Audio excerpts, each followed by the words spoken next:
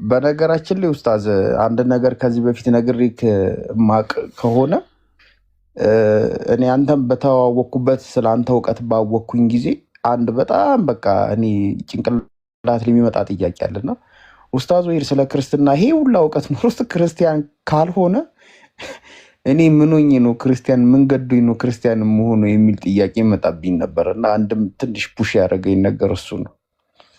ማለት ስለ ክርስትና ይሄን ያህል እውቀት ኖሮት ለምንድን ነው? ምክንያቱም ምንም ቢሆን ክርስትና ሃይማኖት ላይ ስለሆነ ላይክ ክርስቲያን ቤተሰብ ጋር ስለሆነ የተወለድ ነው።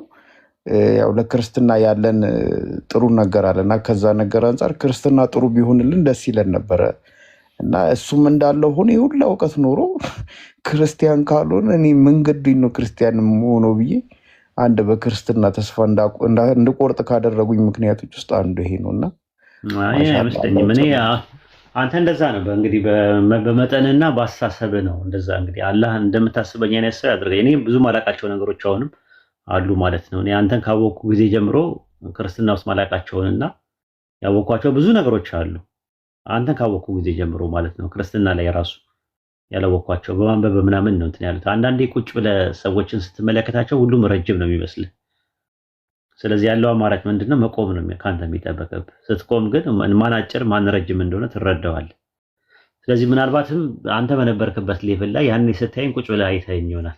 አሁን ግን ቆመ ስታይ ቁመቴን የምታውቀዋለህ ምን አይነት እንደሆነ ስለቆምክ ማለት ነው። እና የሰው ልጅ መቆም ነው ያለበት፣ የሰው ልጅ ማንበብ ነው ያለበት እንጂ እኔ የማላውቃቸው ብዙ ነገሮች አሉ። እንደዚህ ትስል ለራሴ የሚሆነኝን ነገር ስንቅ ያው ደግነኛ አይተህ ከሆነ አንጀቴም አይችልም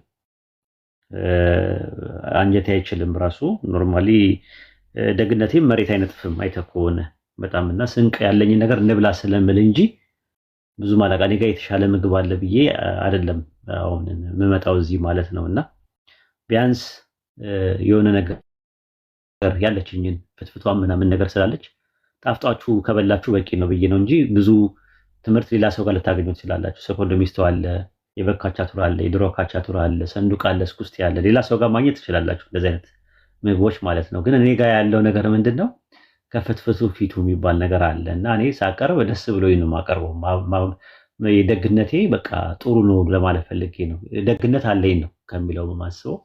በተረፈ ሌላ ነገሩ እንዳልኩ ብዙ ማላቃቸው ነገሮች አሉ። ሙስሊሞችም ሆነው ኮምፓራቲቭ ሪሊጅን ላይ የሚሰሩ ግን በክርስትና እውቀት በባይብልም እውቀት የሚወጡኝ ሰዎች አሉ። እኔ የምር ለመናገር ማለት ነው እንደዛ አይደለም ብለው እንደዛ አስቤው አላውቅም። እኔ የተሻልኩኝ ምናምን ነገር ሳይሆን እኔ ያለኝም መስጠት አለብኝ። አንደኛ ነገር አጅር እንዳገኝ ካላህ ዘንድ አጅር እንዲገኝ ዳዕዋ በማድረግ ደግሞ አንደኛው ኢባደቱል ቀውልያ ከሚባሉት ውስጥ ወይም ደግሞ በቀልብ ከሚደረጉ በቀውል ከሚደረጉ የኢባዳ መካከል አንደኛው ዳዕዋ ነው። ሰዎችን ወደ አላህ መጥራት ነው። ያ ደግሞ አጅር ስላለው ኢባዳም ስለሆነ ከዛ አንፃር ነው እኔ አሁን እንደዛ ማየው እንጂ በዚህ መልኩ እንድታስቡትም እንድታዩኝም አይደለም። እና ኮሜንታተሮች ደግሞ አላህን ፍሩ፣ እንዲህ አይነት ነገሮችን አትጠቀሙ። በተቻለ አቅም ዱዓ ማድረግ ነው። ለፊት ባለውበት እንዲህ አይነት ነገሮችን ቃላቶችን አትጠቀሙ። አይጠቅመኝም ለኔ ነፍስያ መጥፎ ነው፣ እኽላስ ያበላሻል፣ ወደ ሪያ ያስኬዳል። ያ ነገር እንዳይሆን አትጠቀሙ። እንደዛ ዝም ብላችሁ ቤታችሁ ቁጭ ብላችሁ ዱዓ አድርጉ፣ ታብታብ አድርጉ። እዚህ ስትመጡ ታብታብ ማድረግ፣ ኮሜንት ላይ በረሱል ሰለላሁ ዐለይሂ ወሰለም ላይ ሰላዋት ማውረድ የመሳሰሉ ነገሮችን ለማድረግ ሞክሩ። በተረፈ ነፍስያ በጣም አደገኛ ስለሆነ እንዳይበላሽ የእናንተም እንትን እንዳይበላሽ የኔም እንትን እንዳይበላሽ ሌላ ነገር ብንሰራበት ሌላ ነገር ብናነብበት ይሻላል። ሪያ ከሆነ ይሁልኝ ስሙልኝ ከሆነ ማለት ነው። እንደዛ እንዳይሆን በተቻለ አቅም አላህ ኢኽላሱን ለኛም እንዲወፍቀን ኢህሳኑን እንዲወፍቀን ተወኩሉን ተቋውን እንዲወፍቀን ዱዓ ማድረግ ነው ትልቁ ነገር። ለኛ ገንዘባችንም ሀብታችንም እሱ ነው ከምንም ነገር በላይ። እንግዲህ አላህ የምትሉትን አይነት ሰው እንዲያደርገኝ እኔም ዱዓ አደርጋለሁ ለራሴ ማለት ነው። ጃቢሮ ኢንሻአላህ ክርስቲያኖች ካላችሁ ግቡ፣ የምትሳደቁ ግቡና አውሩ። ገስት ላይ ስድብ አያዋጣችሁ። ገስት ግቡና ወይ ጠይቁ ወይ ተጠይቁ። የሚሳደቡ ካሉ ተቆጣጠሩ፣ አድሚኖች ተቆጣጠሩ። ያው ስድብ መፍትሄ አይሆንም፣ መነጋገር ነው የሚያስፈልገው። ከተሳደባችሁ ክርስቲያኖች ያው የራሳችሁን እምነት ነው የምታሰድቡት። ሰላም ናችሁ?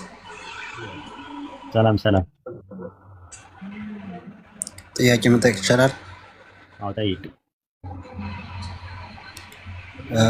ቁርአንን የጻፈው ማን ነው? ወደ ጽሁፍ የቀየረው ከቃል ወደ ጽሁፍ ማሜ መለሰለት።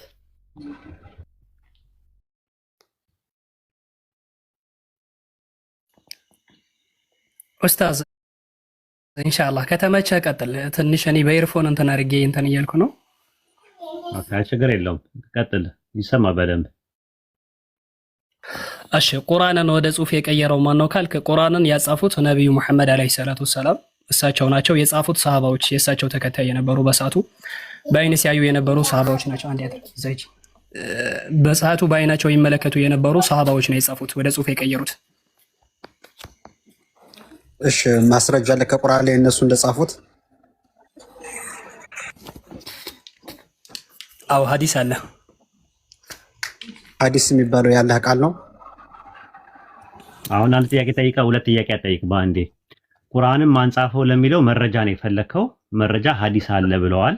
እሺ ክፈቱና ያለህ ቃል ከሆነ አሳዩ። አሁን ጥያቄው ቁርአን ሐዲስ የማ ቃል ነው አይደለም። አንድ ጥያቄ ከጠየቅ አንዱን ነው መጨረስ ያለብህ። አንዱን ገድለ ከዛ በኋላ ወደ ቀጣዩ ትሄዳለህ ማለት ነው። ኢማም ቡኻሪ ቁጥር 3506 ላይ ዘይድ ኢብኑ ሳቢት የሚባለው ለምሳሌ ተጠቃሽ ነው። ቁርአንን ከጻፉት ጸሐፊዎች መካከል አንደኛው እሱ ነው ተብሎ ተቀርሟል። ስለዚህ አሁን ቁርአንን ማን ጻፈው ነው ጥያቄው። ማን አጻፈው ስለሚለው ነብዩ መሐመድ ሰለላሁ ዐለይሂ ወሰለም ናቸው። ማን ጻፈው ለሚለው ደግሞ ሰሃባዎች ናቸው ያጻፉት፣ የረሱል ሰለላሁ ዐለይሂ ወሰለም ባልደረቦች ናቸው ያጻፉት የሚል ምላሽ ተሰጥቷል። ከዛ በኋላ ሐዲስ ምንድነው ቁርአን ምንድነው የሚለው ደግሞ ሌላ ሁለተኛና ሶስተኛ ጥያቄ ነው የሚሆነው እንጂ በአንድ ጊዜ ጥያቄ ጠይቀህ ጥያቄውን ጥያቄ እየወለደ ከሆነ አስቸጋሪ ነው የሚሆነው ማለት ነውና ከዛ አንፃር ነው የመጀመሪያው ከተመለሰልህ ተመልሶልኛል በልና ከዛ ወደ ቀጣዩ መሄድ ይቻላል ማለት ነው ኢንሻአላህ። አሉ ማን ወደ 48 የሚደርሱ ጸሐፊዎች አሉ። ከነዛ ውስጥ መካከል አንደኛው እሱ እንደሆነ ተገልጿል ማለት ነው። ለረሱል ሰለላሁ ዐለይሂ ወሰለም ሲጽፍላቸው ይሄው አንዋር አውጥቶልሃል ይታያል ነበረ ከጥንትም እያልኩ እኮ ነው። መቼ ትለኛለህ እንዴ?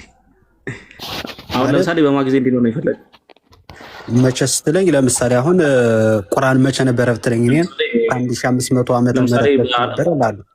አሁን አንተ አረሚ ቋንቋ መቼ ነበር? ለምሳሌ እንትን አለ አይደል? የባቢሎናውያን ተንውድ አለ አይደል? መቼ ነው የጻፈው? አንተ መቼ እንደነበረ አረሚክን ታውቃለህ አታውቅም? እኔ ላቀልልህ ፈልጌ እኮ ነው። ማቅለሉና ለማቅለሉ ሳይሆን አንተ ታውቃለህ አታውቅም? መቼ አንተ አይሁድ ነው አይደል? እኔ አይሁድ ነኝ። አይሁድ ነው አይደል አንተ? አዎ ታልሙድ የእናንተ መጽሐፍ ነው አይደል? የኛ ነው። አዎ ስለዚህ ታልሙድ ከመሽመሽ ነው ለምሳሌ ከመጀመሩ ነው ያለው። እሺ አንተ የአረሜትን ቋንቋ መቼ እንደነበር አታውቀውም? እኔ ልንገርህ መልሱን። ለምን ትነግረኛለህ? እኔ ጠየቅኩህ መልስልኝ። እንዴ የኔን ጥያቄ በጥያቄ እየመለስከው ነው? እሺ በቃ አሁን ዋና የፈለግከው መልሱን ልስጥህ። ባጭሩ በአረማይክ አላህ ብሎ ነው አይደል የሚጠቀሙት? እሺ የትኛው ነብይ ነው አላህ ብሎ እንደጠራው አሳይንሽ። ወይ ሙሴ ወይ አደም ወይ አሮን ወይ ደግሞ ሰለሞን ንጉሱ ሰለሞን ወይ ዳዊት በአረማይክ አረ በአረማይክ ምንድን ነው የሚባለው? አምላክ ስም በአረማይክ እንጃ። የኛ አምላክ በአረማይክም እንትን የሚል አላየውም። እኔ አይሁዳዊ ነህ አንተ? እኔ አይሁድ ነኝ። አይሁዳዊ ከሆንክ በጣም ይቀለናል ራሱ ማለት ነው። ደስ የሚል ጥያቄ ነው። ወንደርፉል ጥያቄ ነው የጠየቅከው ማለት ነው። የብሉይ ኪዳን ላይ የነበሩ ነቢያቶች ሲጠቀሙ የነበረው ዕብራይስጥ የትኛው ዕብራይስጥ ነው? ፓሊዮ ዕብራይስጥ ነው ወይስ ማሶሬት ዕብራይስጥ ነው ሲጠቀሙ የነበሩት?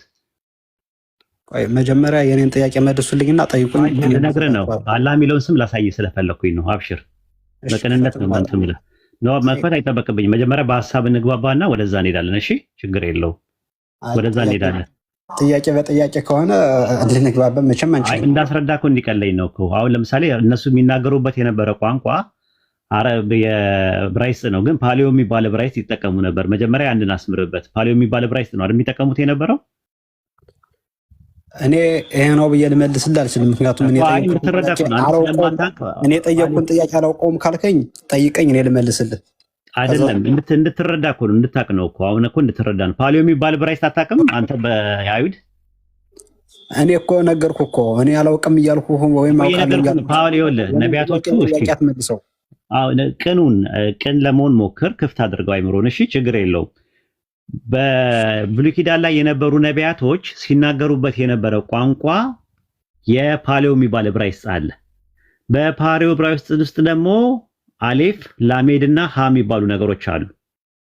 ለምሳሌ አላህ የሚለውን ነገር ለመጠቀም ማለት እናንተ አሁን በአሁን ላይ በማሰሮት ላይ ኤሎሃ ብላችሁ የምትጠቀሙበት በፓሌዮ ዕብራይስጥ የነበረው አሌፍ፣ ላሜድ እና ሀ ነው የነበረው። ስለዚህ አሌፍ ሲነበብ አ ተብሎ እንጂ ኤ ተብሎ አይነበብም። ለምሳሌ አዳም ብላችሁ ስትሉ ኤ ብላችሁ አይደለም የምታነቡት። አዳም፣ አብርሃም ምናምን አ ብላችሁ ነው አሌፍ የምታነቡት። ቋንቋ ነው፣ ችግር የለውም። ተው ዝም ብለህ እኔ አሁን አላህ ፊተኛና ኋለኛ እንደሆነ አሳየኝ ነው ያልኩህ። ማለት ተረጋግተህ ማታዳምጥ ከሆነማ በጣም አስቸጋሪ ነው የሚሆነው። ማለት ለመረዳትም ለማስረዳትም አንደኛ ተረጋግተህ ወደ ሰፊው ሁን። እስቲ ቶሎ ብለህ ወደ ባሻ የምትሆን ከሆነ እኛ ጋር ምናምን ነገር እኔ ላሳይ ነው። በጥቅስም የተደገፈ ነው ማወራ፣ ግን ከመሰረቱ እንድታቀው ከሚለው አንጻር ነው። ስለዚህ አላሃ የሚለው ወይም ደግሞ አሌፍ፣ ላሜድና ሀ የነበረው በኋላ ላይ እናንተ ኤሎሃ ብላችሁ ያላችሁት ኤ ያላችሁት አሌፍ የሚለውን ነው። ላ ያለው ላ ነው፣ ሎ ተብሎ አይነበብም። ሀ ደግሞ ሲነበብ ደግሞ ሀ፣ ሂ፣ ሁ አኮዜቲቭ፣ ኖሚኔቲቭ እና ጄኔቲቭ ነበር የነበሩ። ልክ በግዕዝ ነው የሚባለው ካብ፣ ሳልስ፣ ራብ፣ ሐምስ፣ ሳደስ እና ሳብ የሚባሉ ነገሮች በኋላ ላይ የመጡ ናቸው። በፓሌዮ ዕብራይስጥ የነበሩት 3 ናቸው። ራሱ 3 ነበሩ የነበሩት ማለት ነው። እነዛ 3 የነበሩትን ወደ ተለያየ ነገር በኋላ ላይ ማሶሬት ላይ ስለመጣ እንጂ መዝሙረ ዳዊት ምዕራፍ 139 ቁጥር 19 ላይ አላህ ሆይ አንተ የኃጢአተኞችን የምትገድል ከሆንክ የደም ሰዎች ከኔ ራቁ እያለ የደም ሰዎች ሆይ ከኔ ፈቀቅ በሉ ይላል። አላህ ከዳዊት መጽሐፍ ላይ አለ። አዎ እንትን አለ። ኤሎሃ የሚለው እንደዛ ነው የሚጠቀምበት ራሱ አላህ ብሎ ተብሎ ነው የሚጠቀምበት። እባክህ የምትወራው አማርኛው አረ ተረጋጋ እንጂ አንተ ምን ሆነህ ነው እንዴ? መጽሐፉ ፈጀኳ እንደ መጽሐፉ። ቆይ ፓሌዮ ዕብራይስጥ ታውቃለህ ወይ ብዬ ጠየቅኩህ እኮ። ፓሌዮ ዕብራይስጥ ታውቃለህ? በፓሊዮም ይሁን በግሪክም ይሁን በአረሚክም ይሁን በምንም ቋንቋ አላህ የሚል ቃል የለም። ቶራ ላይ አለ ራሱ ማለት ነው። አንድ ያወጣለት እንትን ላይ ማለት ነው። እስቲ አንድ ያወጣለት ኢዮብ ምዕራፍ 5 ቁጥር 17 አንድ ያወጣለት። ሪያል የሚል ሰው አለ? የዕብራይስጡን አንድ ያወጡለት።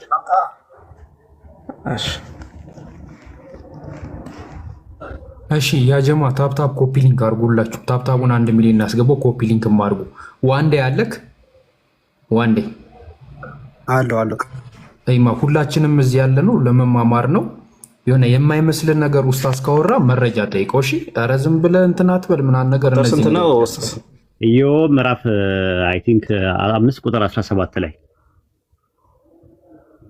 17 አውጣለት ያስካላህ የሚለውን ጋር እሺ ዋንዴ ተስማማና ለዛ ነው። እሺ ማለት ነው በሌክሲከን ላርጎይስ ሙሉ ሂብሩን አውጣለትና እዛ ጋር ኤሎሃ የሚለው ቃል በፓሌዮ ዕብራይስጥ ሲነበብ አነባነቡን ላሳየው ስለፈለኩኝ ነው። እሱ ጋር 5:17 ላይ ከዛ ኤሎሃ የሚለውን አሳየው። ኤሎሃ የሚለውን አሳየው። ጋድ ብለው ያስቀመጡት ኤሎሃ ይታያል እዚህ ጋር ጋድ የምትለው ነገር ኤሎሃ የሚለው እዚህ ጋር ማለት ነው። ኤሎሃ ይሄ ሲነበብ ወንድማችን ሲነበብ አሌፍ፣ ላሜድና ሀ ነው አይደል ያለው በዕብራይስጥ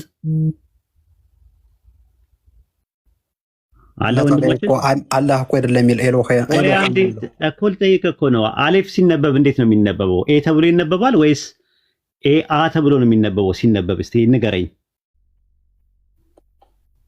ማለት ሲነበብ ማለት አሌፍ ነው። ምን ማንበብ አለ በዕብራይስጥ በፓሌዮ ዕብራይስጥ 3 ናቸው ያሉት። ራብ ነው ያለው፣ ካል ነው ያለው፣ 3 ነው ያለ ብሎ ማን ያለ ነበረ? በፓሌዮ ዕብራይስጥ እንደዛ ነው። በፓሌዮ ዕብራይስጥ በማሶሬት ላይ ነው በኋላ ላይ የተጨመረው ማስረጃ። ኦኬ ፓሌዮ ዕብራይስጥ የሚል አውጣለት አንዴ፣ ጎግል ላይ ግባለት። 3 እንደነበሩ ማስረጃ። ወይ አንዴ ተረጋጋ። ምን ሆነ ነው ማለት ተረጋጋ፣ አይዞህ። የማታውቀው ነገር ስለሆነ ካልተረጋጋ ትሸወዳለህ። ፓሌዮ ዕብራይስጥ የሚል አንዴ ጎግል ላይ ግባና አሳየው። አሁን የማታውቀው ስለሆነ እኮ ነው። እሱን ነው የምልህ። መጀመሪያ ነቢያቶቹ ሲያወሩበት የነበረው ፓሌዮ ዕብራይስጥ ይባላል። ፓሌዮ ዕብራይስጥ በሚባለው ደግሞ ያለው ነገር ምንድነው? ቆይ አንዴ ስልክ ልመልስ መጣ። ለምንድን ነው ታች ግን ኮሜንት የሚሳደቡት?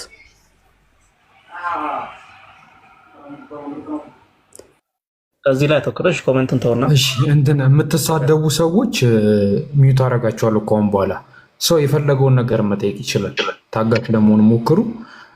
እኛንም የሚሰድቡን አሉ። እሺ ዋንዴ ገስቱን ላይ ኮመንቱን ተውና ገስት ላይ ሁን። በቃ ተወታቻቸው ወይ ደግሞ ወደ ግራ ስዊፕ ስታደርገው ኮመንቱን ያጠፋላል። ይመችሽ። ኦኬ አሁን ፓሊዮ ብራይስት የሚለውን ተረዳው። ፓሊዮ ብራይስት የሚላል ፓሊዮ ሄብሪው ብለህ ጻፍለት። ፓሊዮ ሄብሪው የሚባል አለ እና አዎ ምንድን ነው ሲባል ነቢያቶቹ መጀመሪያ ሲጠቀሙበት የነበረው ፓሊዮ ብራይስት ሄብሪው የሚባል አለ። አሁን የምትጠቀሙበት ብራይስት ማሶሬት ይባላል ወይ ማዞሬት ተብሎ ነው የሚባለው። ጥንት ግን የነበሩት ነቢያቶች ሲጠቀሙበት የነበረው ፓሊዮ ብራይስት ነው። በፓሊዮ ብራይስት ውስጥ ደግሞ 3 ነው ያለው፣ አኩዜቲቭ፣ ኖሚኔቲቭ እና ጄኔቲቭ ነው ያለው። ባለቤት፣ ተሳቢና አገናዛቢ አኢኡ ነው ያለው። ስትል አንድ ያዝ ላይ ፓሊዮ ብሬት ጥንት ነቢያቶች ሲጠቀሙበት እንደነበረ ማስረጃው ምንድን ነው? አለ ብዙ ማስረጃዎች አሉ። ጠይቅ ከፈለክ ይሄንን አይሁዳኖች ራባዮችን ከፈለክ መጠየቅ ትችላለህ። ራሱ ከጥንት ጀምሮ የነበረው ፓሊዮ ብራይስት ነው የመጀመሪያው። እኔ ለመጀመሪያ ጊዜ ለመጀመሪያ ጊዜ እኮ እሱን ነው እኮ ብለህ እኮ የመጀመሪያ ሌላ ቀን አንገናኝም ማለት አይደለም። ስለዚህ አጣራ አንዳንድ ነገሮችን። ይሄ የፓሊዮ ብራይስት የሚባለው ጥንት የነበረ ብራይስት ነው። ኢቭን ማስረጃው አለ የለም እንደነበረ ጥንት አገር ያወቀው ፀሐይ ሞቀው ነው። ከፈለገው እያነበበልህ እኮ ነው። አንብብለት። ፓሊዮ ሄብሪ ኢዝ ዘ ኤንሸንት ስክሪፕት ዩዝድ ዘ ራይት ዘ ኤርሊ ሄብሪው ቴክስት አለ። መጀመሪያ የነበሩ የዕብራይስጥ ቅዱሳን መጽሐፍቶች የተጻፉበት ፓሊዮ ብራይስጥ ነው ይላል። ይኸው ማለት እኔ እኮ ተጻፈም አልተጻፈም እኔ ያነ ችግር አያመጣብኝም። ግን ይሄ ቋንቋ በመቼ ዘመን ባላ ማለት ከእንደዚህ አይነት ሰው ጋር ማውራት አልችልም። እንደዚህ ከሆንክ ማለት በጣም ቀላል ነገር ነው። እኔ አንተን ለማልፋት ምናምን ሳይሆን በማስረጃ ብታሳየኝ እንዳምን አወጣልህ እኮ። እሺ ፓሊዮ ብሬት የሚባለው መቼ ነው የነበረ? ጥንት ነበር የነበረው። ነቢያቶቹ መቼ ጥንት? ከባቢሎን ምርኮ ጊዜ በፊት የነበረው የፓሊዮ ብራይስጥ ነው። ነቢያቶቹም ሲጠቀሙበት የነበረው ሙሳ አለይሂ ሰላም፣ ኢብራሂም፣ እነ ኤልያስ፣ እነ ዳውድ፣ እነ ሱሌይማን ሲጠቀሙበት የነበረው ብራይስጥ ነው። ምን አይነት ብራይስጥ? ፓሊዮ ብራይስጥ የሚባል ነው። በኋላ ላይ በባቢሎን ምርኮ ጊዜ የነበሩ ሰዎች እነ ዳንኤል፣ እነ ዕዝራ ምናምን ደግሞ በአረማይስጥ ነበር ሲጠቀሙ የነበሩት። መጀመሪያ የነበረው ፓሊዮ ብራይስጥ የሚባለው ያጠፉት እነማን ናቸው? ግሪክ ሰብቱጀንት የሚባሉ ተርጓሚዎች ናቸው። በ280 ከክርስቶስ ልደት በፊት የነበረውን ከፓሊዮ ብራይስጥ ወደ ግሪክ ሰብቱጀንት ሰባው ሊቃናት የሚባሉት አሌክሳንድሪያ ውስጥ ይኖሩ የነበሩ ግሪክ ተናጋሪ የነበረው አይሁዳኖች ከተረጎሙ በኋላ ከዛ በኋላ ጠፋ ራሱ የለም። ከዛ በኋላ ፓሊዮ ብራይስጥ መጠቀም አቆሙ። ያ ነው ከዛ አንጻር ነው እንጂ መጀመሪያ ሲጠራ የሚጠራው አኩዜቲቭ፣ ኖሚኔቲቭ እና ጄኔቲቭ ብቻ ናቸው የነበሩት። ባለቤት፣ ተሳቢና አገናዛቢ 3 ነው ያለው። አኢኡ ብቻ ነው ያለው። ስታረዝም በሁለት እንትኖች ማለት ነው በሁለት እንትኖች ዲያክሪቲካል ማርኮች ስታስረዝማቸው ሁለት ስታደርገው አ ብለህ ትንሽ እንትን ትላለህ ማለት ነው። ለምሳሌ ለሉሊ ላ እንደምትለው አይነት ማለት ነው። ላ ብለህ ትላለህ። ስታሰክነው ደግሞ በማስከን ደረጃ ሲሆን ደግሞ ህ ትላለህ። ስለዚህ አላሃ፣ አላሂ፣ አላሁ ብለህ መቀጠል ስችል ነው። ካልቀጠልከው ግን አላህ ብለህ ነው የምታቆመው ማለት ነው። ያንን በኋላ ላይ በማሶሬት ላይ ሲመጣ ማሶሬት ትራዲሽኑ በሚመጣበት ሰዓት ላይ አላህ የሚለውን ኤሎሄ በሚለው ነገር አመጡት ማለት ነው። ይሄ ነው ያለው ነገር ማለት ነው። ፓሊዮ ብራይስጥ የሚል ነገር ጠይቅና በፓሊዮ ብራይስጥ ውስጥ ኤ የሚባል ፊደል አለ ወይ ብለህ ጠይቅ። ኤ የሚባል አለ ወይ ፊደል? ኤ የሚባል ነገር የለም። አ ነው ተብሎ የሚነበበው። ላ ነው ያው ወደፊት እንትን ስለሚል ማለት ነው። ሎ ተብሎ አይነበብም። ከዛ በኋላ ደግሞ ሀ ሂ ሁ ፍሬንድ እንትን ማትል ከሆነ አስቸጋሪ ነው የሚሆነው ማለት ነው። አይ ቲንክ ራይነ ምን ይመስላል? እንቀጥል ወይስ በዚህ ደረጃ? አንዴ ነው መናገር የምፈልገው ሀሳብ አለኝ እኮ ይጨርስና የሚመስለኝ ከሆነ ከስር ኮሜንት እያየ እየተረበሸ ነው ያለው። ከላይ ብቻ አተኩረህ ጥያቄው ላይ ብቻ ፎከስ ካላደረግ ትቸገራለህ። አሁን ከስር እያየ ነው እንደፈለጉ ቢሳደቡ እንዴ እኔ ምን አገባኝ እኮ። ምንድነው ድንብርብር የሚወጣው ማለት እንትን እያልክ ነው እየተረበሽ ነው ያለው። እሺ አንዴ አዳምጠኝ የኔን ጥያቄ። አሁን ማን እንደተረበሻው እናያለን። ይሆናል አንደኛ ፓሊዮ ሂብሪው መቼ ነበረ ስልህ ባቢሎን በነበሩበት ጊዜ አልከኝ። ባቢሎን እንደነበሩ መቼ ነው ማስረጃው ስልህ የለህም ማስረጃ። አንድ ነበር እኮ ቆይ ብጨርስ ሀሳብና ትቀጥላለህ። እንግዲህ ምን ነግረህ ነገር ስማ። አውጥቶልህ ነበረ ኤርሊ ስክሪፕቸሮች ስታወራ ኮሚዩት አድርጌ ነው አዳምጬ ነበር። አንዴ አዳምጠኝ ሀሳብ ልናገር። እሺ ሂድ ቀጥል። እንዴ ሲቀጥል ኤሎሃ የሚለውን ኢብሪት ቀይረውታል፣ አላህ በሚል ስም ሰጠውታል አለ። ግን ይሄ ኤሎሂም የሚለው ስም የመጀመሪያው ፍጥረት አዳምና ሔዋን ነበሩ። ከዛ በኋላ ሔዋን ልጅ ስትወልድ ኤሎሄ ብላን የጠራችው የእስራኤልን አምላክ ማለት ነው። አላህ የሚለውን ቃል አልተጠቀመችም አንደኛ። ከዛ ሲቀጥል ደግሞ ሁለተኛ ደግሞ ምኑን ሰጠኸኝ? ይሄ በሶስት ቋንቋዎች ይከፈላሉ የፓሊዮ ኢብሪት ምናምን የሚለውን አልክ። እሱም ማስረጃ አልሰጠኸኝም። ጠይቅ ነው ያልከኝ ሁለት። ከዛ በኋላ ጥያቄ አንተናት በለው አትደራርበው። ሀሳቤን ተፈርሷል። አንዱን በአንድ እንግዲህ በጣም እየታገስን ነው ያለ ነው። አይ ቲንክ እንግዳም ስለሆንክ ለቤቱ ሁለተኛ ነገር ደግሞ የመጀመሪያ አምስት ነው ብዬ ስላሰብኩኝ በቤት በእንግድነት ደረጃ በጥሩ ላስተናግድ ብዬ ነው። የመጀመሪያው ሔዋን ማን ብላ ነጠራችሁ ያልከው? የመጀመሪያ ፍጥረት አዳም ነው። ከዛ በኋላ ከጎኑ ስጋ በጀለትና ሔዋን ከተወለደች በኋላ ልጅ ስትወልድ ቃየንን ስትወልደው ምን አለች? ኤሎሄ የእስራኤል አምላክ የሰጠኝ ልጅ ብላ ነው የጠራችሁ እንጂ አላህ ብላ አልጠራችሁም። ምን ላይ ነው? እስቲ ያውጣው እስቲ። እሺ በኦሪት ዘፍጥረት ምዕራፍ 1 ከቁጥር ስንት ላይ ነው? ቆይ ላውጣው። አውጣው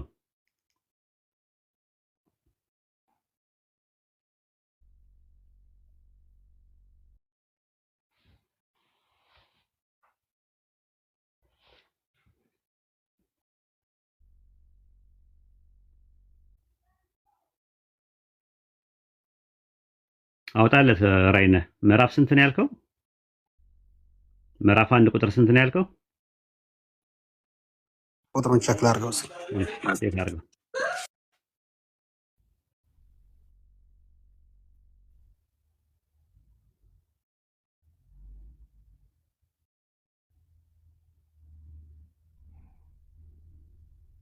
ምናልባት ጃቢሮ ሌላ ቦታ ለምዶ ይሆናል እንደዚህ ጭቅጭቅ ምናምን ለምዶ አሁን እንትን ሆኖበት ልማድ ባህል ሆኖበት ምናልባት እኛ ጋርም ሲመጣ የምንጨቃጨቅ መስሎት ነው።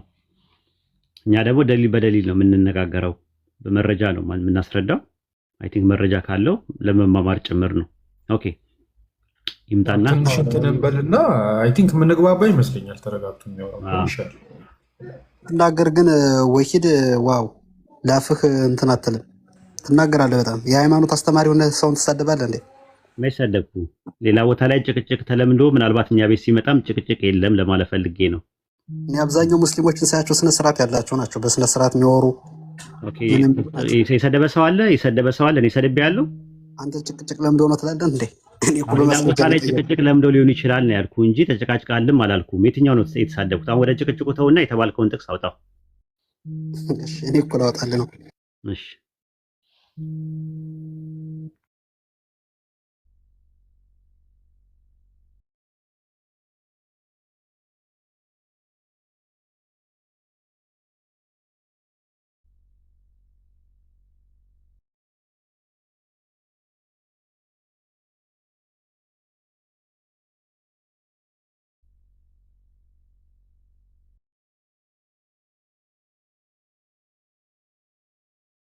ሻጀማ እስከዛ ታብታብ አድርጉ። ክርስቲያኖች ካላችሁ አንዳንድ ቁጥር ጻፉ፣ አስገባችኋል።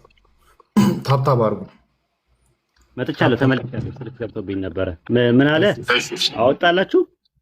አይ ገና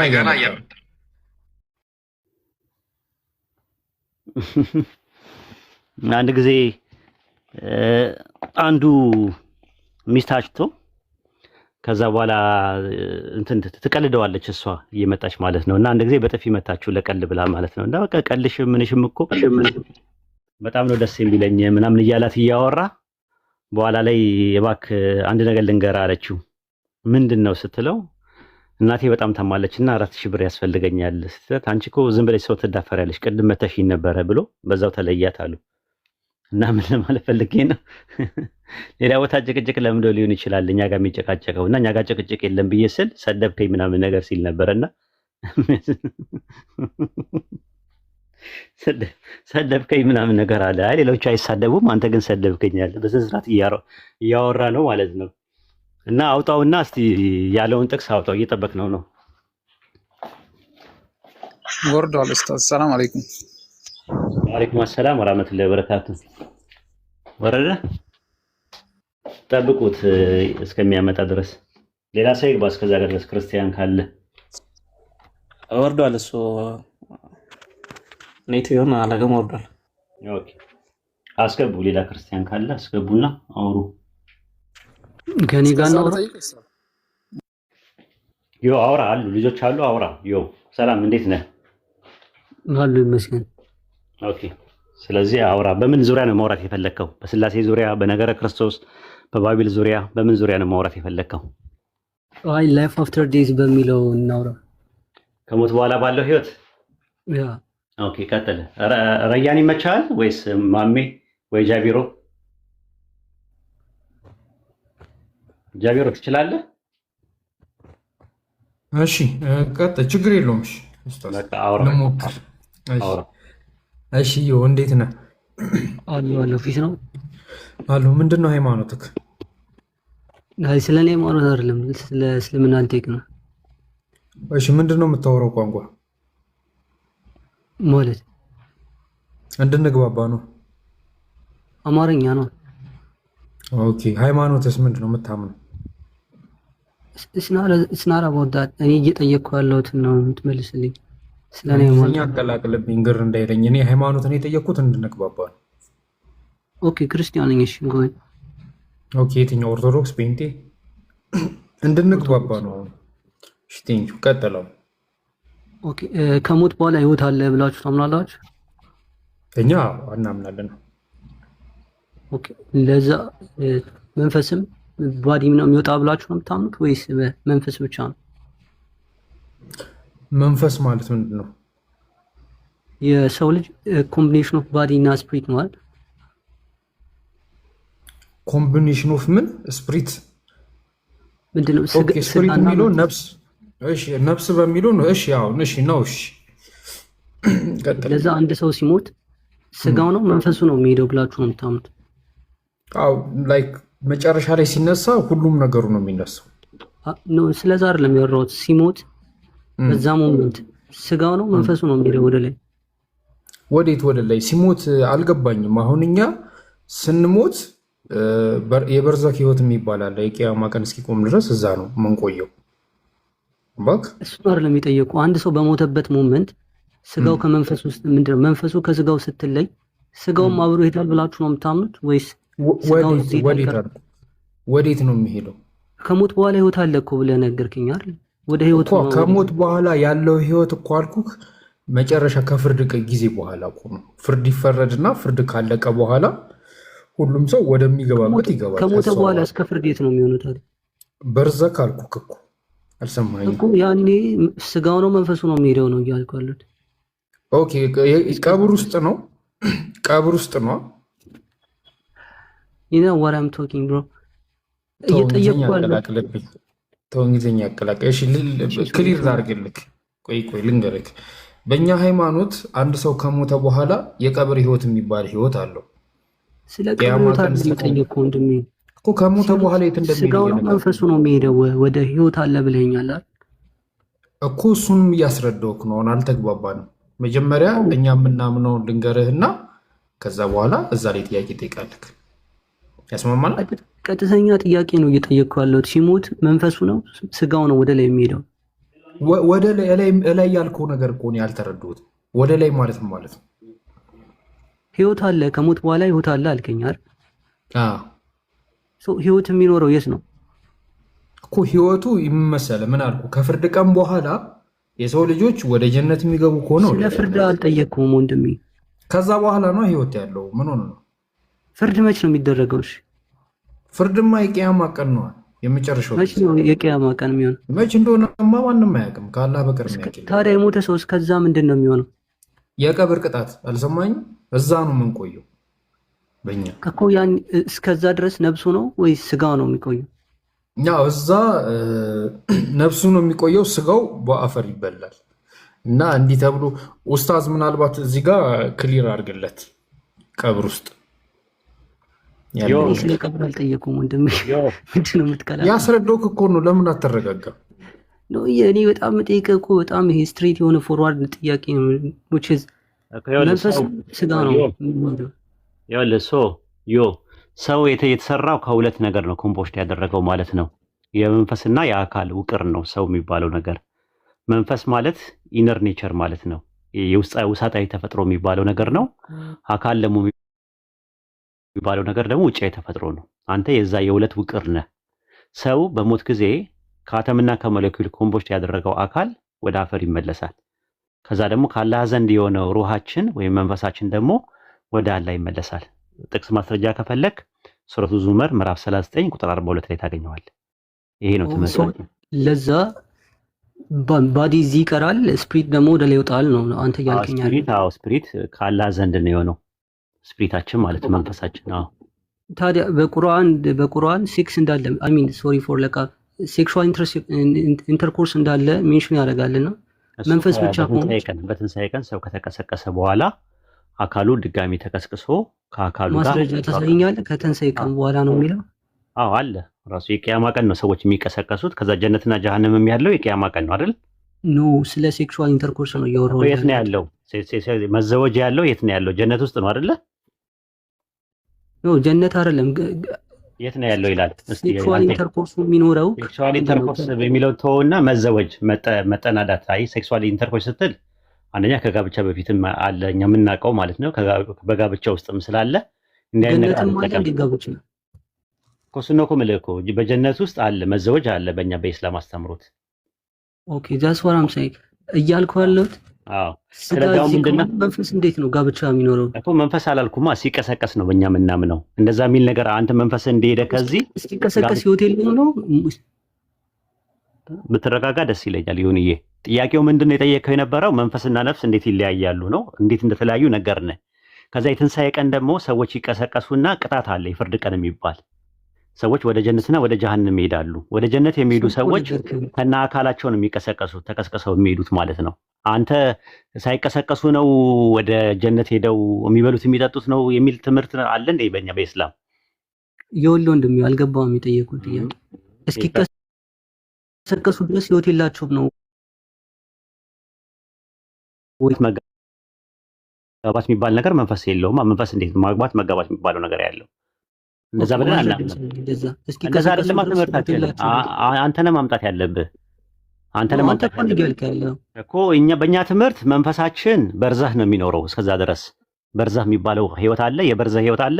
እዛ ውስጥ ይቆያል እስከዛ ድረስ ከአካል እስከሚቀሰቀሱበት ድረስ በበርዛህ ይኖራል ይላል በእኛ ትምህርት። ስለዚህ ሙስሊሞች ሲሞቱ እስከሚቀሰቀሱ ድረስ ህይወት የላቸውም ማለት ነው።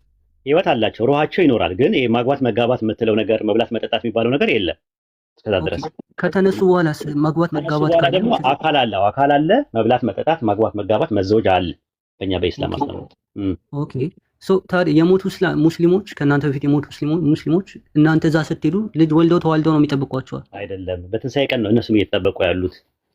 ከትንሣኤ ቀን ድረስ ከተጋቡ መውለዳቸው የማይቀር ነገር ነው። አሁን ላይ አይደለም ያለው የትንሣኤ ቀን ነው ካልኩ እኮ ምን አይነት ጭንቅላት ነው ያለ እንዴ? ማለት በጣም ግራ የሚያጋባ ነው። በትንሣኤ ቀን ነው እያልኩ ተጋብተዋል ትለኛለህ። ሱረቱ ሙእሚኑን ይኸውልህ ጥቅስ ልስጥ። አንድ ጥቅስ ነው። ግራ የገባው አስተምሮ ነው ያላችሁ አንተ ነህ እንጂ ግራ የገባህ እንጂ እኛ ማንለውን ነገር ስትሮማን ፋላሲ ነው እየሰራ ያለው። ይኸውልህ ይሄን ጥቅስ ላንብብልህ። ሱረቱ ሙእሚኑን ምዕራፍ 23 ቁጥር 100 ላይ ምን ይላል? የጠየቁን ጥያቄ መልስልኝ። አሁን እዛ ሄዱ ሙስሊሞች ልጅ ወልደው ምናምን ነው የሚጠብቋችሁ ወይስ እንዴት? አይልም። እንደዛ ብለን አናምንም እኮ አልኩህ እኮ ስንቴ ልንገርህ። አሁን እኮ አልከኝ አላልኩም እኔ። ስትሮማን ፋላሲ ይባላል። አሁን ምን ይባላል?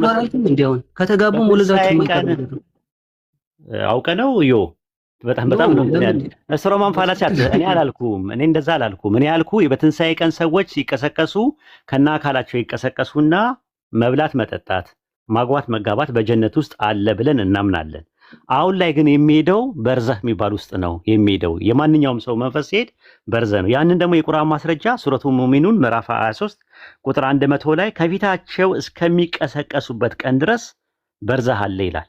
በርዘህ የሚባል ነው እና በርዘህ በሚባለው እዛ ነው እንትን የሚለው። በበርዘህ ውስጥ ምን አለ? እንዳይገናኙ ምን አለ? ሁለቱ አይገናኙም። እንዳይገናኙ የትኞቹ አማንያንና ካዲያን ሁለቱም የማይገናኙበት ነገር ፓርቲሽን ነገር ሆኖ ሩሃቸው እዛ ይቆያል። የትንሣኤ ቀን ደግሞ አምላካችን አላህ ከሞተው የበሰበሰው አካላችን ይነሳና ከመንፈሳችን ጋር ውቅር ጋር እንትን ይልና ይዋሃድና ከእንደገና እንቀሰቀሳል። ልክ እንዳሁኑ እንዳለ ነው ማለት ነው። ከተቀሰቀስን በኋላ የፍርድ ቀን የተፈረደላቸው ሰዎች ወደ ጀነት ይገባሉ፣ የተፈረደባቸው ሰዎች ደግሞ ጀሃነም ይገባሉ። እንደዛ ብለን ነው የምናምነው ነው ያልኩ። አንተ ግን ምንድን ያደረገው ስትሮማን ፋላሲ ይባላል። ስትሮማን ፋላሲ ምን ማለት ነው? ቁልመማዊ ጸጽ ማለት ነው። በምንለው ነገር ሳይሆን ሰው በማይለው ነገርና በማያምንበት ነገር እንደሚልና እንደሚያምን አድርጎ ሞግት አዋቅሮና አደራጅቶ መሟገት ማለት ነው። ያ ደግሞ ስትሮማን ፋላሲ ነው። ሎጂክ አታውቅም ማለት ነው። አይደን ዱዛ ብሮ አንተ ነው እያልከኝ ያለው ህይወት የላቸውም ማለት ነው። ከሞቱ አሁን በኋላ ይጋባሉ፣ ከሞቱ በኋላ ይጋባሉ አላልኩም። ማን የቱ ጋር ነው ያልኩት? እንደዛ እኮ ህይወት የሚኖራቸው መቼ ነው? አሁን ህይወት የላቸውም ካልከኝ የጠየቁ የቱ ጋር ነው? ከሞቱ በኋላ ወዲያው እንደሞቱ እስከ ቅያማ ቀን ድረስ ከሚቆዩበት ጊዜ ድረስ ይጋባሉ ያልኩ የቱ ጋር ነው እንዴ? እንትን ባዲ ይነሳል ከዛ በኋላ ይጋባሉ አላልኩም? በትንሣኤ ቀን ነው ያልኩ፣ ወደፊት ነው ያልኩ እንጂ አባቶቻችን የላቸውም ወይ? ሂድ ውረድ። የነጭ ጭንቅላት ይዘህ ከኛ ጋር አታወራ። ሂድ። አለይኩም ወራህመቱላሂ ወበረካቱ። ወአለይኩም ሰላም ወራህመቱላሂ ወበረካቱ። ምን አይነት በየአይነት ልጁ ልጁ ምንም የሚሰማ ሰው አይደለም እንዴ? ያስረዳሁት እንዲህ ብለሃል እና አባቶቻችሁ ተጋብተዋል እንትን ይላል ማለት ነው ያላልኩትን ነገር እና ጤነኛ አይደለም እና ከጃቢር ጋር እንዴት አልተግባባም ብዬ ገርሞኝ ነበረ። ጃቢር ጎበዝ ነው እንደዚህ ሰውን በማግባባት በምንትን በማለት እና ጃቢር ላይ ጥምም ሲልበት ምናልባት እስቲ ካገራልኝ ብዬ ነበር የገባሁት። ለጃቢር እንደማይሆን ሳቀው ማቆም ነበረብኝ። እሺ ቀጥል ጃክ። ስም ራሱ ተጽዕኖ ያደርጋል መሰለኝ ኡስታዝ ራሱ አንዳንዴ ሳስበው እና አይሰማም የሆነው እሺ ወገኖች አሉ አይ ቲንክ የለም እዚህ ሁሉ ሙስሊም የሆነ ነገር ነውና ረጋ ብላችሁ መነጋገር ነው ከቻልክ ወገናችን ብታዳምጡ የተሻለ ነው። ያልተባለውን ስትሮማን ፋላሲ መስራት እሺ ካላችሁ እኛ ቤት ሲመጡ ሌላ ቦታ ላይ እንደዚህ ጭቅጭቅ ንትርክ ስላለ በዛ መንፈስ ነው የሚመጡት። አይ ቲንክ እንደዛ። እኛ ጋር ደግሞ በመረጃ ነው የምናወራው። መረጃው ልክ ሲሰሙ ያናዳቸዋል፣ ኢሪቴት ያደርጋቸዋል። መተው እናፋጥጣለን ብለው ነው የሚያስቡት።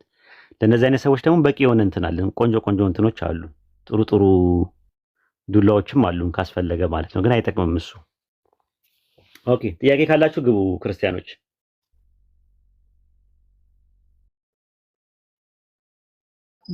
ሰላም አለይኩም ኡስታዝ። ወአለይኩም ሰላም ወራህመቱላሂ ወበረካቱ።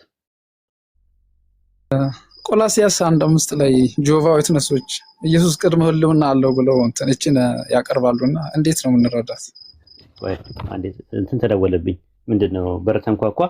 እስከዛ ድረስ አንድ ሰው ያወራው መጣው።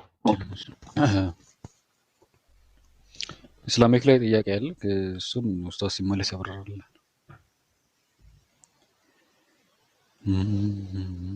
ኢስላሚክ ላይ ጥያቄ ያለው ካለ እስቲ ያስገቡ። አለ እስልምና ላይ ጥያቄ አለ? ማን ነው የሚለው ሰው? አይ እስልምና ላይ የለኝም። እሺ ኦኬ ረየን ታብራራለህ ትቀጥላለህ ከፈለክ። የፍጥረት በኩር ነው የሚለው ነው። ገብቶኛል። አይ እኔ ገብቶኛል አስበው። እሺ ቆይ ካልሆነ ኡስታዝ አይ ረየን ቀጥልሽ። አይ ጥያቄውን አልሰማሁትም እኔ ኖ ቆላሲያስ ምዕራፍ 1 ቁጥር 5 ላይ ኢየሱስ የፍጥረት በኩር ተብሏልና ህልውና ነበረው ወይ ነው? የፍጥረቱ መጀመሪያ ነው ወይ ነው? አይ በኩር የሚለው እንትና ከሙታን በመነሳት እኮ ነው። እንደ ጳውሎስ ትምህርት በኩር ብሎ ኢየሱስ የሚያነሳው ከሙታን በመነሳት ነው። 1:15 ላይ ነው ወይስ 1:5 ነው ያልኩ? 1:5 ቆይ እሺ ልክፈት አንዴ። ቆላሲያስ ነው ያልከኝ? እሺ ስለ እናንተ እንጸልይ። በሰማይ ከተዘጋጀላችሁ ተስፋ የተነሳ ክርስቶስ ኢየሱስ ስለ እምነታችሁ ለቅዱሳን ሁሉ ስላላችሁ ፍቅር ሰምተን የጌታችን ኢየሱስ ክርስቶስን አባት እግዚአብሔርን ሁሉ ጊዜ እናመሰግናለን። ስለዚህ ተስፋ በወንጌል እውነት ቃል አስቀድማችሁ ሰማችሁ። የት አለ ቆላሲያስ ላይ እንዲህ የሚል የለም። ቆላሲያስ 1:15 ነው የፈለገው መሰለኝ። እርሱ የማይታየው አምላክ መልክና የፍጥረት ምስክር ነው፣ አለቅነት፣ ስልጣናት፣ ጌትነት በእርሱ ተፈጥረዋል ምናምን ስለሚል ሰማይና ምድር ከመፈጠሩ በፊት መጀመሪያ እሱ ተፈጠረና እሱን ከፈጠረ በኋላ በሱ ሌሎችን ነገሮች ፈጠረ። ልክ አንድ ሰው ዶማ ይሰራና በዶማው እንደሚቆፍርና ዶማው መቆፈሪያ እንጂ ቆፋሪ እንዳለው ነው ሁሉ ያህዌም ፍጥረትን ከፈጠረ በኋላ በፍጥረቱን ከመፍጠሩ በፊት መጀመሪያ ኢየሱስን ፈጠረና ኢየሱስን እንደ ኢንስትሩመንት አደረገውና ፈጠረው ነው አይደል? እሱ ነው አይደል ጥያቄው? አዎ እሱ ነው። እንደዚህ ያናገሩን ጆቫ ዊትነሶች ብታመጣቸው ደስ ይለኝ ነበረ ማለት ብናወራ ማለት ነው። ከነሱ ጋር ከባለቤቶቹ ጋር ብናወራ ደስ ይለኝ ነበረ። ግን ቆላሲስ ምዕራፍ 1 ቁጥር 15 ላይ እየተናገረ ያለው መጀመሪያ ምንድነው የሚለው ሲባል እርሱ የማይታየው አምላክ መልክና የፍጥረት በኩር ነው የሚለው። የማይታየው አምላክ ማን ነው ብለን ስንል ስለ አብ ነው እያወራ ያለው የማይታየው አምላክ የተባለው ማለት ነው። አንደኛ ጢሞቴዎስ ምዕራፍ 6 ቁጥር 16 እርሱ ብቻ የማይሞት ማንም ሊቀርበው የማይችል ብርሃን ይኖራል፣ አንድስ እንኳን ሰው አላየውም ሊያየውም አይቻልም ይላል። አንደኛ ጢሞቴዎስ ምዕራፍ 1 ቁጥር 17 ላይ ብቻውን አምላክ ለሚሆን ለማይሞተው ለማይታየው እያለ ይናገራል። ስለዚህ እርሱ የማይታየው አምላክ መልክ ነው ይላል፣ ምሳሌ ነው ይላል ራሱ ማለት ነው። ኤኮም ማለት ምሳሌ ነው ካለ በኋላ የፍጥረት ደግሞ በኩር ነው ይላል። የፍጥረት ሁሉ በኩር ነው ይላል። የፍጥረት ሁሉ በኩር ነው ይላል። ፍጥረት የተባለው ማን ነው ብለን ስንል ፍጥረት የተባለው አዲስ ፍጥረት ነው። ሁለተኛ ቆሮንቶስ ምዕራፍ 5 ቁጥር 17 ላይ ማንም ቢሆን በክርስቶስ አዲስ ፍጥረት ነው፣ አሮጌው ነገር አልፏል፣ ሁሉ አዲስ ሆኗልና። ስለዚህ በክርስቶስ ኢየሱስ የተፈጠረው አዲስ ፍጥረት እየተባለ ያለው አዲስ ኪዳን ላይ ያለው እንጂ ስለ ጄኔሲስ 1:1 እያወራ አይደለም። ጄኔሲስ 1:1 ላይማ እንዳንል ኢሳይያስ ምዕራፍ 44 ቁጥር 4 ላይ ከማዕፀን የሰራኝ በዚህ ያህዌ እንዲህ ይላል፣ ሰማያትን ለብቻ የዘረጋው ምድርን የመሰረትኩኝ እኔ ነው፣ እኔ በመሰረትኩበት ሰዓት ላይ ከኔ ጋር ማን ነበረ ብሎ ጥያቄ ያቀርባል። who was with me ከኔ ጋር ማን ነበረ ይላል። ስለዚህ የመጀመሪያው ፍጡር ዘፍጥረት 1:1 ላይ እንደ ባይብሉ በረሺት ባራ ኤሎሂም ኤታ ሸማኢም በኤታ አሬስ ይላል። በመጀመሪያ ኤሎሂም ሰማይና ምድርን ፈጠረ ነው የሚለው፣ ኢየሱስን ፈጠረ አይልም። ስለዚህ የመጀመሪያው ፍጥረት ሰማይና ምድር ነው እንደ ባይብሉ። ሰማይና ምድርን ሲፈጥር ደግሞ ብቻውን ነው የፈጠረው። ስለዚህ ቆላስይስ 1:15 ላይ የተናገረ ያለው በሰማይና በምድር ያሉት በክርስቶስ ኢየሱስ ተፈጥረዋል የተባሉት እዛው ቁጥር 20 ላይ በሰማይና በምድር ያሉት በክርስቶስ ታርቀዋል ይላል። ፀሐይና ጨረቃ፣ ከዋክብት፣ መላእክት ተጣልተው ታርቀዋል እንዴ ማለት ነው እንዴ? በምድር ያሉት ሲል ስለ እጽዋት፣ ስለ እንስሳት፣ ስለ ሚነራል ማዕድናት እነ ወርቅ እነ ብር እነ ምናምን የሚባሉት ተጣልተው ታርቀዋል ማለት ነው እንዴ ስትል፣ አይ በሰማይና በምድር ያሉት የተባሉት ስለ ሰዎች ነው የሚያወሩት። ከሞት በኋላ የሄዱት ሰዎችና በህይወት የነበሩ ሰዎች በክርስቶስ ኢየሱስ ከአብ ጋር ታርቀዋል ማለት ነው። በሰማይና በምድር ያሉት ሁሉ ሲል አንጻራዊ ነው እዚህ ጋር የተነገረው። ስለዚህ ቆላስይስ 1:15 ላይ በሰማይና በምድር ያሉት ሁሉ በእርሱ ተፈጥረዋል ሲል ያንን ታሳቢና ዋዋ አድርጎ የመጣ ነው። ከዛ በኋላ ሁሉ በእርሱና ለእርሱ ተፈጥረዋል የሚል ነገር አለ። በእርሱ የሚል ነገር አለ። ዲያ የሚል ነገር አለ። አንደኛ ቆሮንቶስ ምዕራፍ 11 ላይ ስትመለከተው ቁጥር 7 ምናምን አካባቢውን እንደዛ አካባቢ ላይ ወንድ በሴት ነውና ይላል። ምን ማለት ነው? ወንድ የተፈጠረው በሴት ነው ማለት ነው። ሴት ፈጣሪ ናት ማለት ነው ሲባል አይደለም። ሴት ኢንስትሩመንት ናት ማለት ነው። መጽሐፈ መክብብ ምዕራፍ 3 ቁጥር 11 ላይ እንደዛ ነገር ሁሉ በጊዜው አድርጎ ሰራ ይላል። እና ጊዜ ፈጣሪ ነው ማለት ነው? አይ አምላክ በጊዜ ሰራ ማለት እንጂ ጊዜ ራሱ ፈጣሪ ነው ማለት አይደለም። ልክ ቆላስይስ 1:15 ላይ እየተናገረ ያለው ኢንስትሩመንት እንደሆነ ነው የሚናገረው። ከዛ በኋላ ምንድነው በእርሱና ለእርሱ ተፈጥረዋል ይላል። ያ ማለት ወንድ ሰው የተፈጠረው አዲስ ፍጥረት የተፈጠረው ለኢየሱስ ክርስቶስ ነው ማለት ክብርና ልቅናን ያሳያል እንጂ ሌላ አያሳይም። ለምን? ሴት የተፈጠረችው ለወንድ ነው ይላል ባይብል ላይ። ያ ማለት እንደ ወንድ ፈጣሪ ወይም ደግሞ ተመላኪ መሆኑን አያሳይም። ሰንበት ለሰው ነው የተፈጠረው እንጂ ሰው ለሰንበት አልተፈጠረም ይላል ባይብል ላይ። ስለዚህ ከዚህ አንጻር ነው እዚህ ላይ ቆላስይስ 1:15 ላይ ያልገባ ነገር ካለ ወይም በጥያቄው መልስ ላይ እክል ካጋጠመ ዳጎስ ያለ መልስ ይሰጣል ማለት ነው ወንድማችን። አይ በቂ ነው፣ በቂ ነው። ኦኬ ከቻልክ አምጣቸው፣ ልጆቹን አምጣቸው። አይ አዳራሻቸው ከውጭ ነው፣ እዚህ ሊመጡ አይችሉም። ኢንዲቪጁዋሊ አምጣቸውና አንዱን አምጣውና እንጠላ አድርገን እንደዚህ ሳይሆን ዝም ብለህ እንትን ብለህ ስልክህን አዘጋጅተህ ምን ብለህ አንድ ጓደኛ አለን እዚህ እንትን አለ አንድ ወደል ነገር አለ ሲያወሩት ምናምን ነገር አስተምሩት ብለህ ማገናኘት ነው የምችለው ማለት ነው። እንደዛ ጥሩ ነው።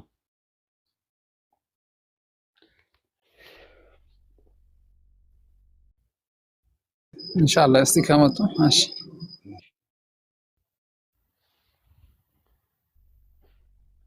ኦኬ ሌላ ጥያቄ ያለው ክርስቲያን ካለ? ኡስታዝ ሰላም አለይኩም። እኔ ጥያቄ ነው። ሰላም ወራህመቱላሂ ወበረካቱ። እኛ ለክርስቲያኖች ነበር ቅድሚያ የሰጠነው፣ እናንተ ደግሞ መሀል ላይ ገባችሁ። ትጠይቂያለሽ ኢንሻአላህ ትጠይቂያለሽ። አንድ አይሁዳዊ መጥቷል። እሱ ደግሞ እስቲ ጥያቄ ጠይቅ።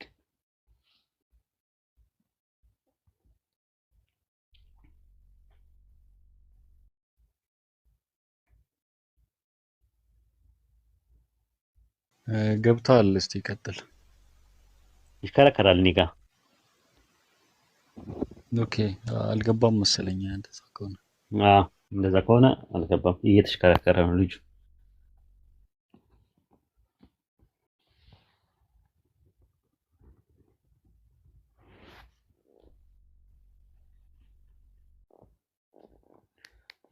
ኦኬ እስከዛ ድረስ ጠይቅ እንደ ዩቲ ጠይቅ። ዩቲ ደግሞ ጠፍታለች። ጠፋሽ እኮ የዋሽት ተውንሽ። ለእኔ ኡስታዝ አንተ አልተሻለ ምን ነው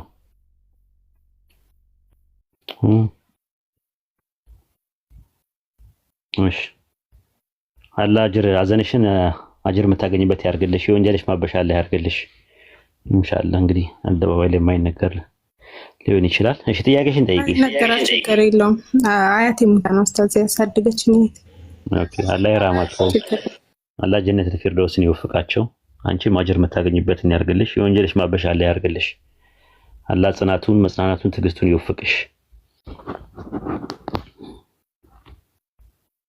አሜን ኡስታዝ ጀዛከላ። ይሁን ጥቅቆይ ጥቅሱን ላውጣው እንትን ማቴዎስ ላይ መሰለኝና አንድ የሚያነሱት አርጊመንት አለ እንትን ነብያትና ሐዋርያትን ልካለው የሚለው ኢየሱስ ክርስቶስ ማለት ነው። እሱን እንዴት ነው የሚብራራው? ኢየሱስ ሙሉ አይደለም። እሱ እንትን ላይ ሉቃስ ወንጌል ላይ ታገኘዋለሽ። የአምላክ ጥበብ የተናገረችው ነው ኢየሱስ የተናገረው። የአምላክ ጥበብ እንዲህ ይላለው ብላ አለች ብሎ ጥቅስ ነው የሚጠቅሰው።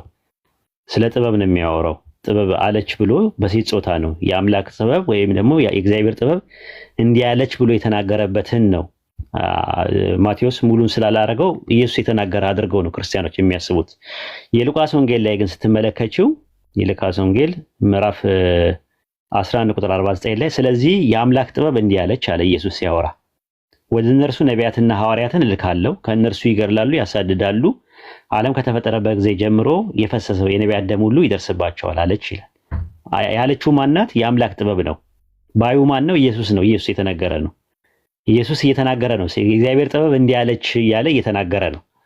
ግን ማርቆስ ላይ የእግዚአብሔር ጥበብ አለች የሚለው ነገር ተቆርጦ ስለመጣ ሙሉ ስዕል አታገኝለትም። ማርቆስ ግን በትክክል አስቀምጦታል ማለት ነው። የእግዚአብሔር ጥበብ የቱ ጋር ነው እንደዛ ያለችው ሲባል መጽሐፈ ምሳሌ ምዕራፍ 9 ቁጥር 1 ላይ ትናገራለች። መጽሐፈ ምሳሌ ምዕራፍ 9 ቁጥር 1 ላይ ጥበብ ቤቷን ሰራች፣ ሰባቷ ምሰሶን አቆመች፣ ፍሪዳዋን አረደች፣ ባሪያዎቹንም ጠርታ ምናምን ነገር እያለ ይናገራል። ጥበብ ቤቷን ሰራች፣ ሰባቷ ምሰሶ አቆመች፣ ፍሪዳዋን አረደች፣ የወይን ጠጇን ደባለቀች፣ ማዕዷን አዘጋጀች፣ ባሪያዎቿንም ልካ ይላል። አየሽ፣ ጥበብ ቤቷን ሰራች ካለ በኋላ ባሪያዎቿንም ልካ በከተማይቱ ከፍተኛ ስፍራ ላይ ጠራች ይላል። ስለዚህ ባሪያዎቿን ነቢያቶችን ስትልክ የነበረችው ጥበብ ነው ልካ ይላል። ያ ማለት ፊገራቲቭ ነው፣ ኢላስትራቲቭ ነው፣ አርጎሪካል ነው፣ ሲምቦሊካል ነው። ማራይ ሳይሆን ፍካራዊ ነው። ይሄን ይመስላል። እሺ ኡስታዝ ግልጽ ነው። ኦኬ ጀዛከላ ጀዛከላ።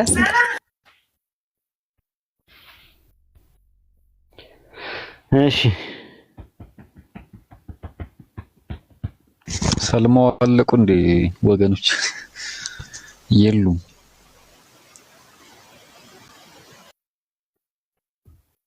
እንዛ ከሆነ አይ ቲንክ ኡስታዝ ጀማል ይግባና አካውንቱን ፎሎ አስደርጉት። ኡስታዝ ማስታወቂያ በሰራ ነገ ፕሮግራም እና ኤቨርጋ ነበረና እንስራ ትችላላችሁ። ኡስታዝ ጀማል ይግባና የሱ አካውንት መጀመሪያ እንትን ይልና ኢንሻአላህ ወደዛ ትሄዳላችሁ። ኡስታዝ ጀማል ግባ።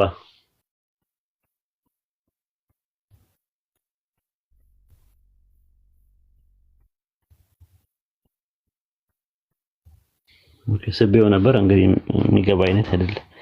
ኦኬ ትችያለሽ እስከዛ ድረስ እስኪመጣ ድረስ። እሺ ኡስታዝ ነገ ማክሰኞ መሰለኝ ቲንክ እና ከኤቨርቢ ላይፍ ቤት በእንተገላት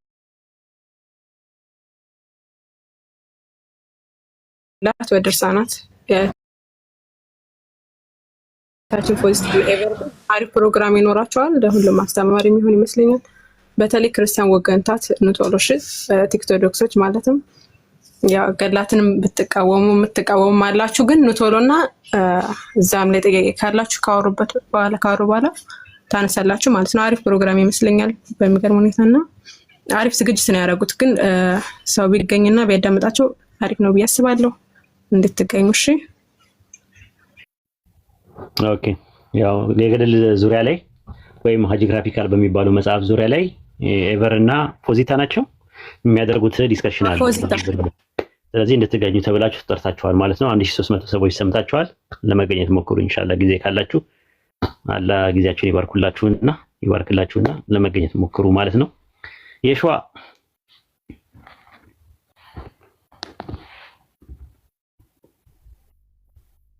አለ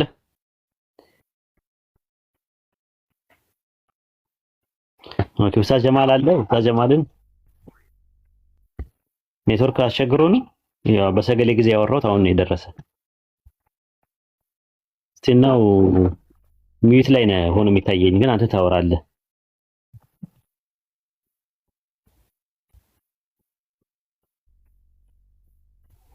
ኦኬ ኡስታዝ ጀማልን ፎሎ አድርጉት። የተሰጠው ፕሌጅ አለ። ፕሌጁ ምንድነው? 200,000 ከገባ አካውንቱ ያውን የጨረጨሰ ሞባይል አለው። እሱ ተቀይሮለት አይፎን 16 ይሰጠዋል እና ታብሌት ይሰጠዋል ተብሏል። ያው ዳዋ ላይ እንዲሰራና በዳዋ እንዲያሳልጥ ስለተፈለገ ከዛ አንፃር አካውንቱ አይ ቲንክ 50,000 ነው እስካሁን ድረስ 150,000 ጎሏል። 140 ምናምን አካባቢ ላይ ነው። ፎሎ አስደርጉት ኢንሻአላህ። ፎሎ ያደረጋችሁ ሰዎች ፎሎ አድርጉት። ኡስታዝ ጀማል አድሚንም ነው፣ በዛ ላይ ደግሞ ቁርአን አስቀሪም ነው። በተጅዊድ ልጆቻችሁን ማስቀራት ስትፈልጉ ያው በሱ በኩል ማስቀራት ትችላላችሁ ማለት ነው ኢንሻአላህ። ወደፊት የራሱ የሆነ ማዕከል ይኖረዋል፣ መድረሳ ይኖረዋል የራሱ ማለት ነው ኢንሻአላህ። ትጠቅማላችሁ። የሸዋ አለ አሁን አለሁኝ። ምንድን ኔትወርክ አስቸግሮ ነው?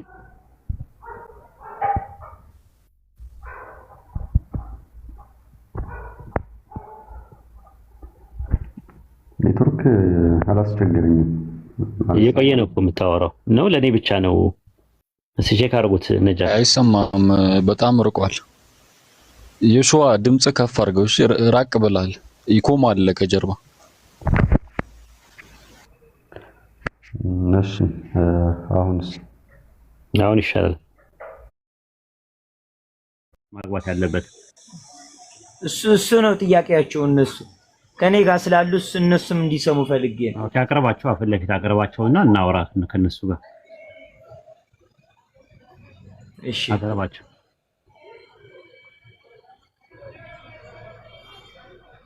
አንድ ኔትወርክ እያስቸገረን ስለሆነ ችግር የለውም። አቅርባቸውና እነሱ ጥያቄውን ይጠይቁ። ያው በአንተ ሳንባ እንዳይተነፍሱ በኋላ እንዳይታመሙ። ስለዚህ እንታምጣቸውና እነሱ ጥያቄውን ያምጡት። በነገራችን ላይ የክርስቲያን ጥያቄ በሙስሊም ሲጠይቅ አያምርም አይደል? ጃቢሮ አይተህ ከሆነ ሪያን ያው እንትን ቃል በቃልም ለማውራት እንዲመች እነሱ ቢመጡ ነው ይሻላል። አዎ አይጣፍጥም እንደነሱ። የነሱ ሲጠይቁ ከነበሩበት ሴቲንግ እና ፕሎት ነው። እኛ የሙስሊም ግን ሲሆን ግን እንዲህ ይላሉ ብሎ ከመጠየቅ ይልቅ ራሳቸውን ማቅረቡ ጥሩ ነው። እሺ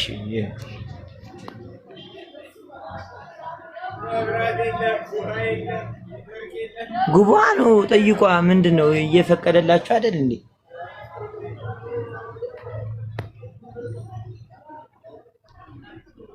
አንተ ስልክ አምጣቸውና በአንተ ስልክ ይጠይቀው። ሌላ ስልክ እኮ አይደለም የሚገቡት። እምቢ ብለው እኮ ነው ኡስታዝ ላይ ሲቀርቡ እምቢ ብለው ነው። ከታች የምታውቃቸው አሉ? የምታውቃቸው ነው ብለሃቸዋል? አዎ እምቢ አሉ። ሼር አረኩላቸው እኮ ወደ ስልካቸው ላይ።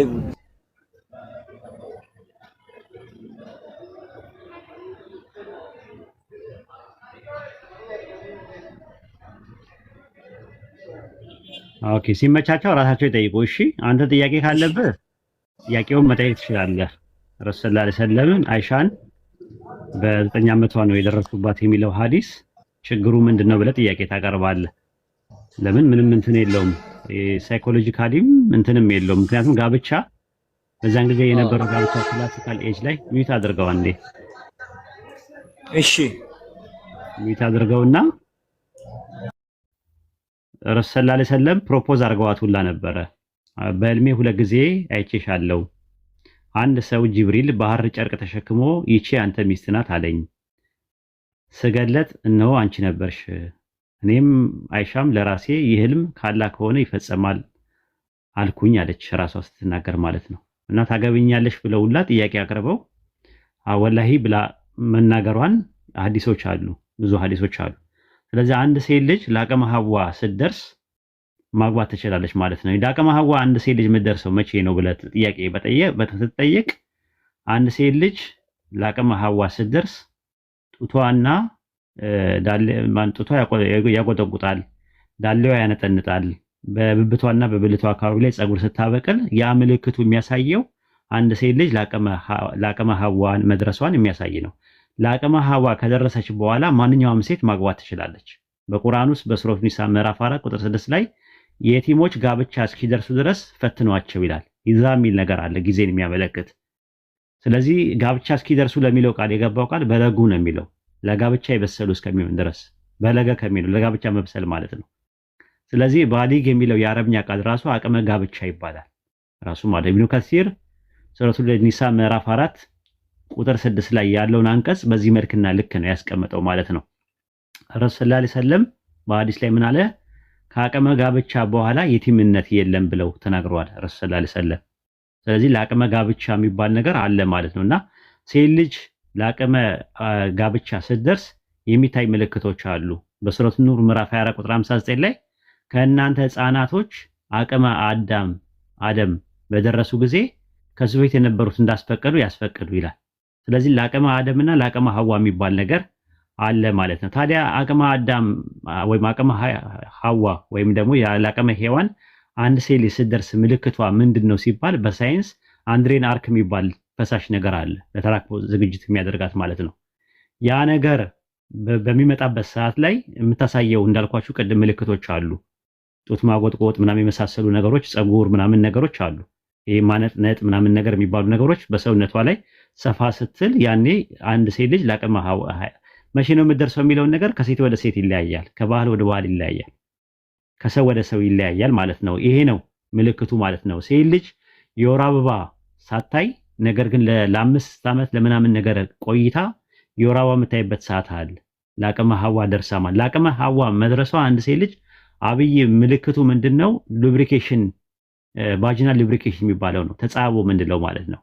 የሆነ ፈሳሽ ነገር አለ የሚያጣብቅ ፈሳሽ። እሱን ነገር ማየት ከጀመረችበት ጊዜ ጀምሮ ለአቅመ ሐዋ ደርሳለች ማለት ነው። ከዛ በኋላ ደግሞ ንዑስ ምልክት የሚባለው ደግሞ ሃይድ የሚባለው ወይም ደግሞ ሚኒስትሬሽን ወይም ደግሞ ፔሪድ የሚባለው ነገር ወይም ደግሞ የወር አበባ የሚባለው ነው። የወር አበባ ለጽንስ ነው የሚያስፈልገው፣ ለጽንስ ነው። አንድ ሴት ልጅ ለአቅመ ሐዋ ደርሳ እንቁላል ማምረት ላትጀምር ትችላለች። አንድ ሴት ልጅ ካረጠች በኋላ ሜኖፖዝ ከሆነች በኋላ እንቁላሉ ማምረት ታቆማለች። ግን ያ ሉብሪኬሽን ቫጂናል ሉብሪኬሽን የሚባለው ወይም ተጻቦ የሚባለው ነገር ፈሳሹ ይኖራል ማለት ነው። ስለዚህ አንድ ሴት ልጅ ደርሳለች አልደረሰችም የሚባለው ነገር ከሴት ወደ ሴት፣ ከባህል ወደ ባህል፣ ከአመጋገብ ስርዓት ውስጥ ራሱ ልዩነት አለው ማለት ነው። ክላሲካል ኤጅ ላይ የነበረው የጋብቻ ዙሪያ ላይ የነበረውን ነገር አሁን ፖስት ሞደርን ጄኔሬሽን ላይ አምጥተው ኢቫሉዌት ማድረግ ሂስቶሪካል ፋላሲ ይባላል፣ ታሪካዊ ጸጽ ይባላል ማለት ነው። ከዛ አንፃር ነው ክርስቲያኖች እና አሁን ጥያቄው የምንጠይቃቸው አንድ ሴት ልጅ ማግባት ያለባት በስንት እድሜዋ ነው ብለን ነው ጥያቄ መጠየቅ ያለበት። ከዛ መልስ የላቸው መጽሐፋቸው ምን ይናገራል በዚህ ዙሪያ ላይ። ስለዚህ በአይሻ ያንን ነገር ስትናገር በ9 ዓመቴ ነው ያገባሁት ብላ ስትናገር ችግሩ ምንድነው ብለን ጥያቄ እናቀርባለን። በወቅቱ የነበሩ ሰዎች ያንን ነገር አልተቃወሙም። ለምን አገባች? እናትና አባት ናቸው የዳሯት። አቡበከር ሲዲቅ የረሱል ሰለላሁ ዐለይሂ ወሰለም ሰሃቢ የነበረ ነው ለረሱል ሰለላሁ ዐለይሂ ወሰለም የዳረው። አንድ እሱ ነው። ሁለተኛ ነገር ደግሞ ምንድነው እንትኖች ኦሪየንታሊስቶች ወይም ደግሞ የመካከለኛው ጥንተ ነገር የሚያጠኑ የነበሩት ኦሪየንታሊስቶች ወይም ሙስተሽሪቅ የሚባሉት በዚህ ዙሪያ ላይ ረሱል ሰለላሁ ዐለይሂ ወሰለምን አልወቀሱ። አሁን ፖስት ሞደርን ጄኔሬሽን ላይ ያሉት በምዕራባውያን የእድሜ ጋብቻ በጣም ብዙ ጊዜ ስለሚቆይ ያንን ታሳቢና ዋቢ አድርገው እንትን ይላሉ ማለት ከ30 በላይ ነው የሚያገቡት አሁን ምዕራባውያኖች ሴቶቹ። እና አሁን በዛን ጊዜ የነበረውን ጀጅ ማድረግ አይችሉም ማለት ነው። አሁን ባለው ባህል ይዘው ማለት ነው። ከዛ አንፃር ነው ይሄን ይመስላል ወንድማችን ማለት ነው። አይ ቲንክ ይሄን ይመስላል። በእስልምና ትምህርቶች ግልጽ ናቸው፣ የሚደባበቁ ነገሮች የሉ። ያው ለተናገርኩት ቃላት ምናልባት በሌላ ነገር እንድታዩ ትችላላችሁ። በእስልምና ትምህርቶች ውስጥ እነዚህ አይነት ትምህርቶች ያሉ ነገሮች ናቸው። ራሱ ሽኩረን ኡስታዝ ማጎጥጎጥ ምናምን ነገር ያልኩት ማነጥነጥ ምናምን የሚለው ነገር ከብዷችሁ ከሆነ አማርኛ አላውቅም። ስስቁ ነበር፣ ስታላግጡ ነበር ታች ያላችሁ። ሽኩረን ኡስታዝ አላህ ጀዛኒ። አሚን አሚን። ሽኩረን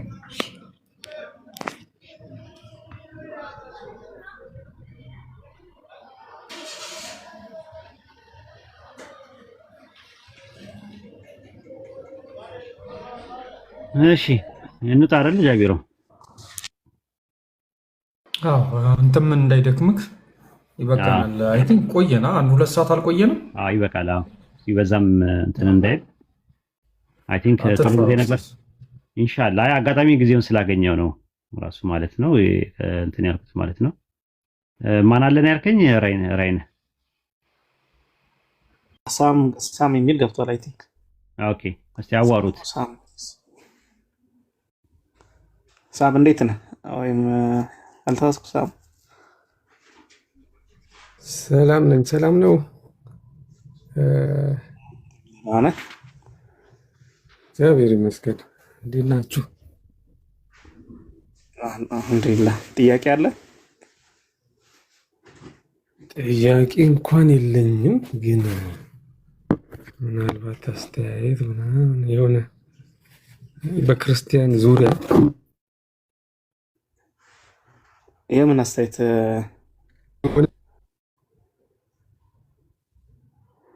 5 ደቂቃ ምናምን 10 ደቂቃ ማለት ውይይት አነስ ያለ ጊዜ። አይ ኡስታዝ ሊወጣ ነው። በቃ በሌላ ጊዜ ተመልሰና ውይይት ከፈለክ ወይም ደግሞ መለስ ከፈለክ ማጋ ነው ውይይት የፈለገው።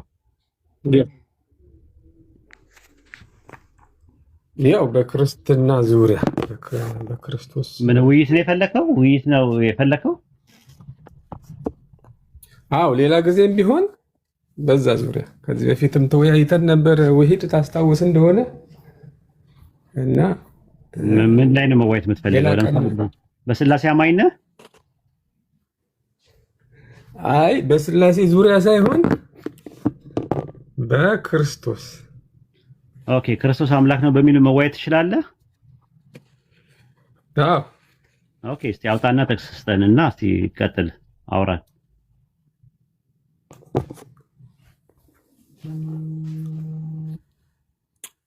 ጥቅስ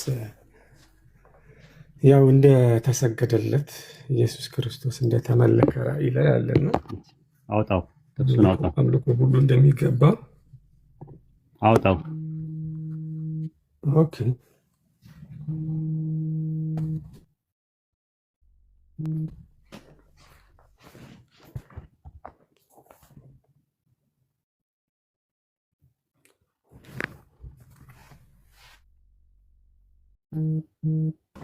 ያልከን ኢየሱስ እንደተመለከ ማስረጃ አለ ብለናል፣ ወይም እንደተሰገደለት ብለሃል። ያ ማስረጃ ስጠንና ከዛ በኋላ እናያለን።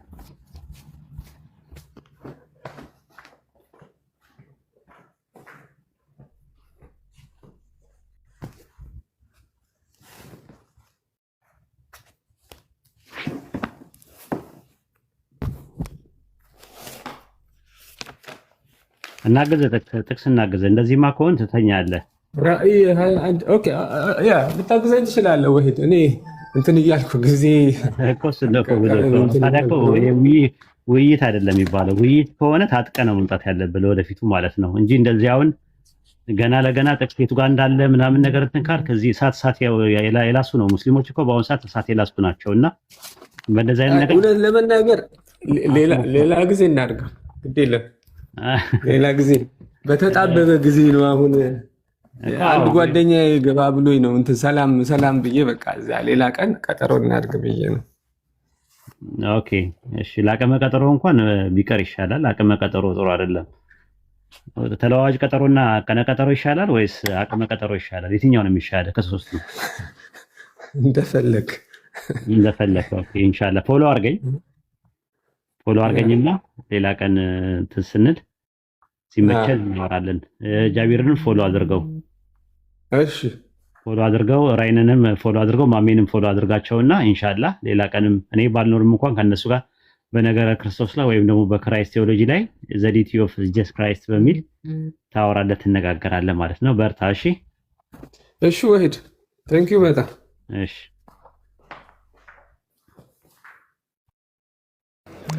አሰላሙ አለይኩም ወራህመቱላሂ ወበረካቱ። እንደው ሰላም አላልኳችሁም እኮ እስካሁን መንገድ ላይ ስለነበርኩ። ኡስታዝ እንዴት ነህ? አማን ናችሁ? ደህና ናችሁ ወይ? ያ ረቢ ኧረ ኔትወርክ እኮ ኢሻ ሰግጄ ዱዓ አድርጌ ነው ከዛ በኋላ ይመጣልኝ። የምር ደሜን የፈለው ዋናው መግባት ነው።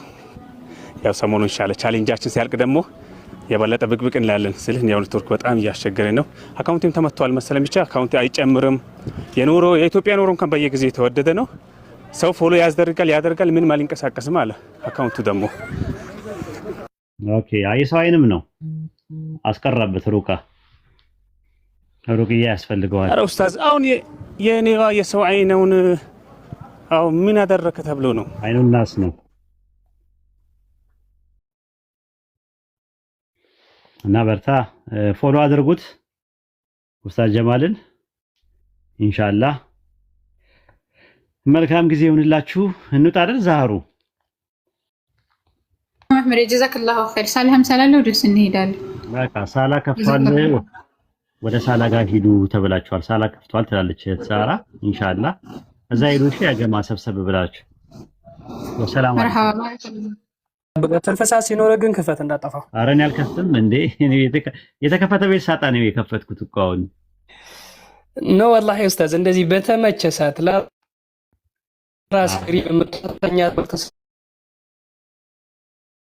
ስለምንገኝ ባንተ ብቻ ይፈረኛል። እንደዚህ ሰው መበተን ይደብረኛል። ለዛ ነው ከዛ አንፃር ነው ጥዬ የመውጣው ቤት ነው ደስ የሚለው ነበር። ስመጣ ማንም ጋር ስላላገኘው ነው የመጣሁት የከፈትኩት። ኢንሻአላህ መልካም ጊዜ ይሁንላችሁ። በርቱ። ሳላ ጋር ሄዱ። ሳላ ከፍቷል ተብሏል። አምላክ እንደሌለ በእውነት በልቤ አምኜ በቃሌ መሰከርኩ። አምላክ በልቤ አምኜ በቃሌ መሰክራለሁ።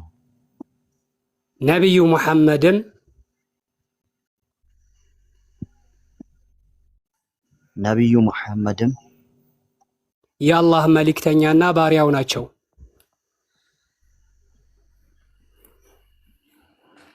የአላህ መልእክተኛና ባሪያው ናቸው። ነቢዩላህ ዒሳ ወይንም የመርየም ልጅ ኢየሱስ ክርስቶስ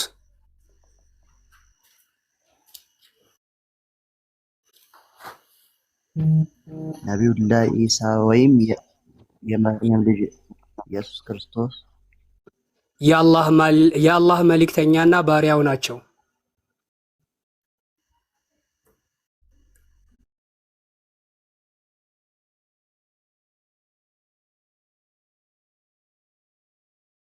ልሳል ኢንሻአላህ ኡስታዞች አንዳንድ ነገር ይሉሃል፣ ተከታተል። አልহামዱሊላህ አላሁ አክበር አላሁ አክበር። ወደ ሙሉ በሙሉ ወደ ነበርከበት ወደ ተፈጠርከበት ወደ እስልምና ተመልሳል። አዲስ ሃይማኖት ተቀበላል ሳይሆን ወደ ነበርከበት መንገድ ተመልሳልና አላህ ይጠብቀው። ኡስታዞች የሚሉን ነገር ስማ። ወንድሞች ቀጥሉ ኢንሻአላህ። ባረከላሁ ፊኩም። ማሻአላህ አላህ ይቀበልህ። ኡስታዝ ጀማል አለ እንዴ? እስቲ ያስገቡት። ኡስታዝ ጀማል አለ? ኡስታዝ ጀማል ካለ እስቲ አንዳንድ ሰው እንትን በይና ወይም ዊዲያን ያዥውና በውስጥ አውራትና ወደ ግሩፑ ይገባል ማለት ነው። እሺ ፎሎ አርገኝና ወስዳለሁ ወደ ቴሌግራም።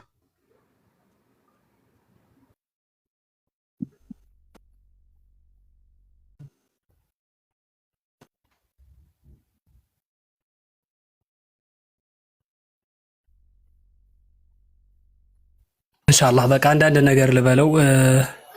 ወንድም ዮሐንስ ያው ከዚህ በኋላ ወንድማችን ነህ። አሁን የገባህበት ዲነል እስላም ወይንም እስልምና አዲስ ሃይማኖት ሳይሆን ያው የተፈጠርከበት የነበርከበት መንገድ ነውና አምላካችን አላህ በምዕራፍ 30 ቁጥር 30 ላይ እንደነገረን አላህ የሰው ልጆችን የፈጠረበት መንገድ ነው ብሎ እንደገለጸልን ያንን እምነት ነው ያስቀ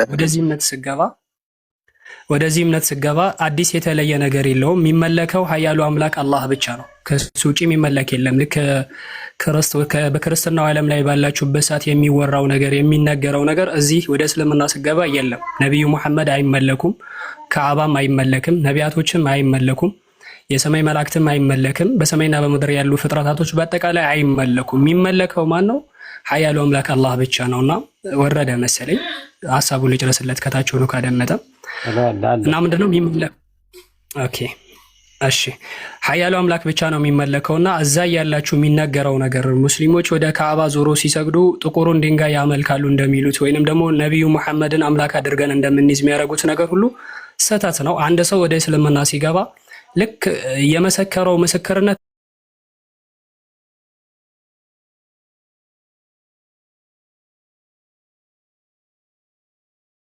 ቃል በስተቀር ስለዚህ አንዱን ኃያሉን አምላክ ነው በብቸኝነት የምናመልከው፣ እሱን ነው የምንገዛው። ከዛ ውጪ ምንም የምንገዛው በሰማይም ይሁን በምድር እሱ ከፈጠረው ፍጥረታት ውስጥ አንድንም አምላክም አድርገን አንይዝም። የአምላክም ልጅ ነው አንልም፣ የአምላክ አጎት አያት አባትም አንልም። ይሄ ነው። ከዛ በኋላ ያለውን ነገር የሱ ውሳኔ ነው። አናውቀውም ግለሰቡ ማለት ነው። እናስተምረዋለን፣ ይማራል ማለት ነውና ከዛ አንፃር ነው የሚታየው።